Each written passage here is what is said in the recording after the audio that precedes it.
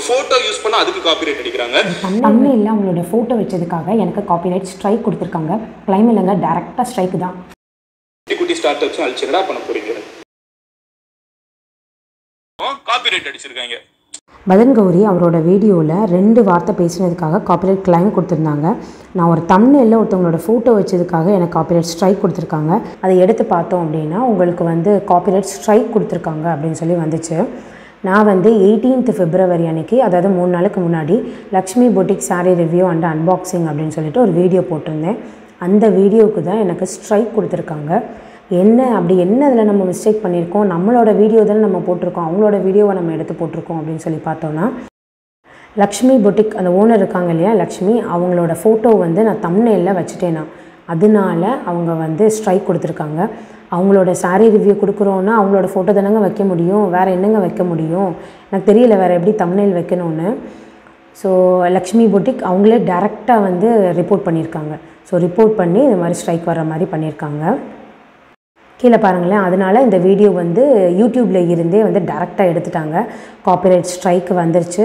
ஒரு ஸ்ட்ரைக் தான் வந்திருக்குது, இன்னும் 2 வந்துச்சு அப்படின்னா நாங்கள் சேனல்லையே டெர்மினேட் பண்ணிடுவோம் அப்படிங்கிற மாதிரிலாம் கொடுத்துருக்காங்க. ஸோ இதெல்லாம் பார்க்கும்போது நமக்கு ரொம்ப பகீர்னு இருக்குது. நான் இப்போ இந்த சேனல் ஸ்டார்ட் பண்ணி 6 months தாங்க ஆகுது. 6 monthsக்குள்ளே தாங்க இருக்கும். அதுக்குள்ளே எனக்கு இப்படி ஒரு ஸ்ட்ரைக் வரும்போது ரொம்ப அது டிஸப்பாயின்மெண்ட்டாக இருக்குது.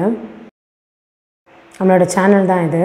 ஆக்டிவ் காப்பிரைட் ஸ்ட்ரைக் அப்படின்னு சொல்லிட்டு 3 of 1 அப்படின்னு சொல்லி போட்டாங்க. அதே மாதிரி இம்பார்ட்டன்ட் நோட்டிஃபிகேஷன் அப்படின்னு சொல்லி போட்டு சில இது கொடுத்துருக்காங்க.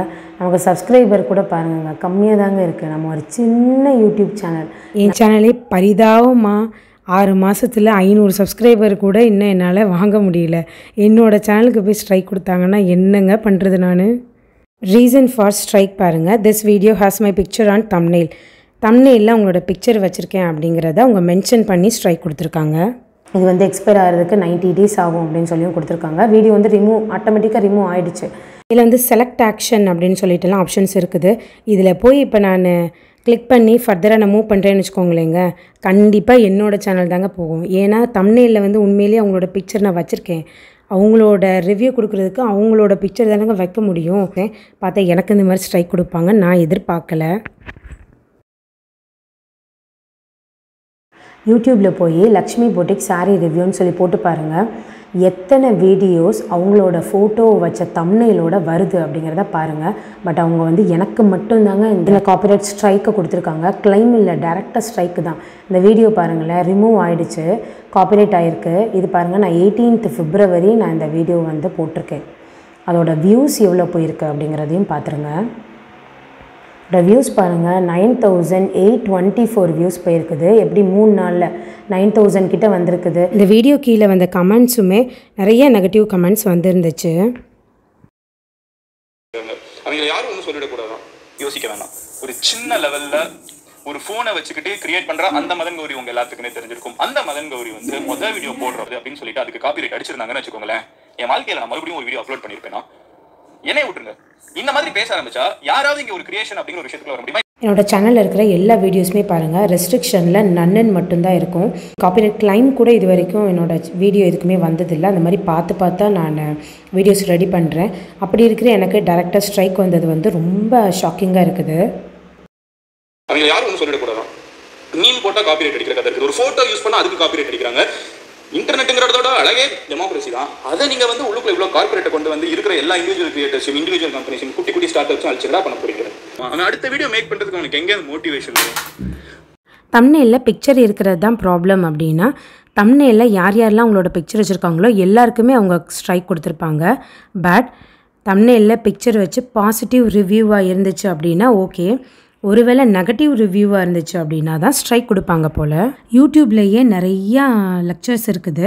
தம்ப்நெயில் எப்படி வைக்கணும், உள்ளே நீங்கள் என்ன கண்டென்ட் கொடுத்துருக்கீங்களோ அதை ஷார்ட் அண்ட் ஸ்வீட்டாக தம்ப்நெயிலில் அட்ராக்டிவாக வச்சா தான் பீப்புள்ஸ் உள்ளே போய் பார்ப்பாங்க அப்படின்னு சொல்லிட்டு வச்சு தான் நான் இந்த மாதிரி தம்ப்நெயில் வைக்கிறது. பட் அதுக்கு ஸ்ட்ரைக் வந்திருக்கு. என்னை இது டிமோட்டிவேட் பண்ண மாதிரி, அதாவது உயிரை கொடுத்த ஒரு வீடியோக்கு ப்ரிப்பேர் பண்ணி பயங்கரமாக எடிட் பண்ணி லெவலில் ஒரு ஃபோனை வச்சுக்கிட்டு கிரியேட் பண்ணுற இது நிறைய பேருக்கு நடந்துட்டு இருக்குது.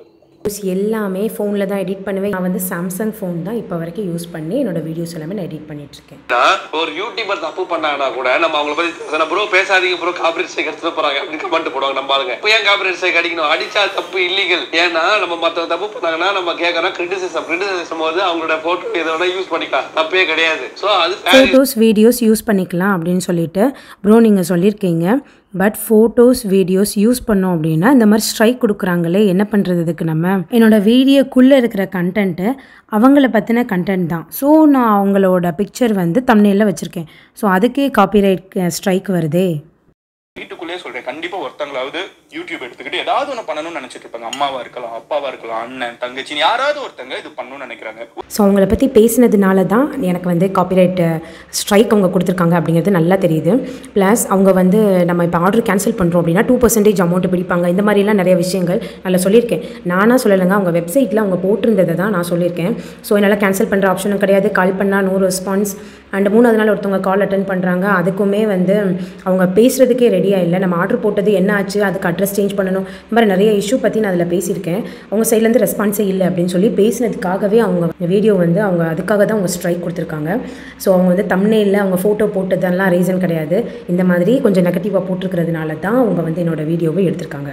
கூட போட்டுக்கூடாது எப்படி? ஸோ கிரியேட்டருக்கு ஃப்ரீடமே இருக்காது, கிரியேட்டருக்கு எந்த ஒரு இதுவும் இருக்காது, யாருமே எதுவுமே பண்ண முடியும். ஆல்ரெடி நம்ம எம்ஜி ப்ரோ பேசியிருப்பாருன்னு நினைக்கிறேன். ஸோ மற்ற எல்லாரையும் கூப்பிடுக்கிறேன், நண்பர்களே தயவு செய்து பேசுங்க.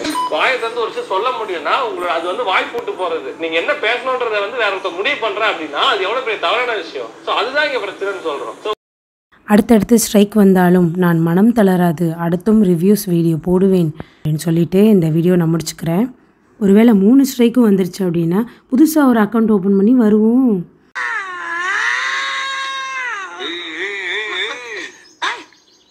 This is not fair. And என்னால் வந்து இதை அக்செப்டே பண்ண முடியல. ரொம்ப எஃபோர்ட் போட்டு தான் நம்ம வந்து வீடியோஸ் ரெடி பண்ணுறோம். எனக்கு வந்து வீடியோஸ் ரெடி பண்ணுறதுக்கு 6 நாள் ஆகுங்க. ஜென்ஸு வேறு சிங்கிளாக இருக்கிற பொண்ணுங்கள்லாம் வந்து டக்கு நீங்கள் ரெடி பண்ணிடுவீங்க. பட் எனக்கு வந்து கையில் பேபி இருக்காங்க, ப்ளஸ் என்னோடய பர்சனல் ஒர்க்ஸ் நான் பார்க்கணும். இந்த மாதிரி இதெல்லாம் பார்த்துட்டு நான் எனக்கு கிடைக்கிற டைமில் ஒரு நாளைக்கு ஒரு 1 ஹவர், சில நேரம் அந்த 1 ஹவர் கூட கிடைக்காது. அந்த மாதிரி டயத்தில் எனக்கு கிடைக்கிற டயத்தில் நான் உட்காந்து எடிட் பண்ணுற வீடியோஸ் தான் இது. ஸோ ஒரு நாள் நான் வீடியோ க்ரியேட் பண்ணுவேன், ஒரு நாள் எடிட் பண்ணுவேன், ஒரு நாள் வாய்ஸ் ஓவர் கொடுப்பேன், ஒரு நாள் எல்லாமே கரெக்டாக இருக்குதாங்க அதை செக் பண்ணுவேன், ஒரு நாள் டேக், டிஸ்கிரிப்ஷன், தம்ப்நெயில் எல்லாமே ரெடி பண்ணுவேன். 6வது நாளாக நான் வந்து அப்லோட் பண்ணுவேன். இந்த மாதிரி ஒரு வீடியோக்கு எனக்கு மட்டும் 6 நாள் ஆகும். ஸோ நம்ம பேபியும் பார்க்கணும், பேபிக்கும் நம்ம தனியாக ஃபுட்டெல்லாம் ரெடி பண்ணி கொடுப்பேன். ஸோ அந்த மாதிரி நிறைய திங்ஸ் எனக்கு இருக்குது. ஸோ இதெல்லாம் பார்க்கணும். இதெல்லாம் பார்த்துட்டு தான் நான் வந்து வீடியோ ரெடி பண்ணுறேன். நான் வந்து எல்லாம் ஃபன்னுக்காகவோ நான் வந்து ரெடி பண்ணலை.